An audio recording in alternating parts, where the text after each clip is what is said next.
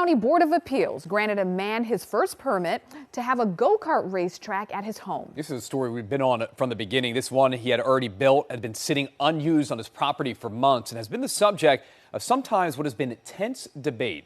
Howard County community reporter Dennis Valera has been staying on top of this story. He explains what comes next now. The board's vote came after nearly 3 hours of discussion.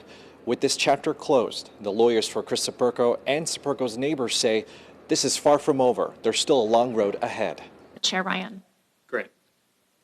Ms. Fairclough. Grant. Ms. Harris. Deny. Ms. Phillips. Grant. In less than 10 seconds, the Howard County Board of Appeals granted Chris Saperko a conditional use permit for a go-kart racetrack at his Highland home. Saperko was absent from Thursday's hearing.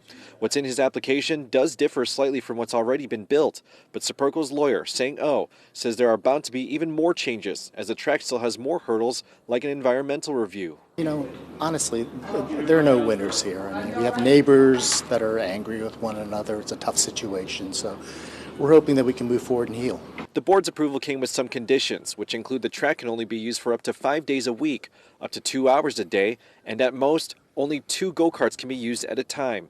Noise was the main point of contention in the board's discussion, also noting the sound expert conducted his tests at a different track in Florida. I can imagine someone having to hear that 6 days a week for 2 to 3 hours a day.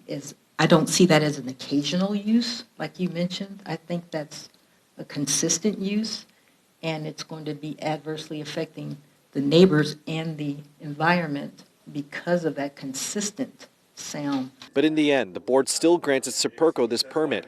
G. Macy Nelson, the lawyer for Saperko's neighbors, says he plans to appeal this to circuit court. We got 3 or 4 or 5 years of work ahead of us. That's what I'm really thinking. This case is not going away.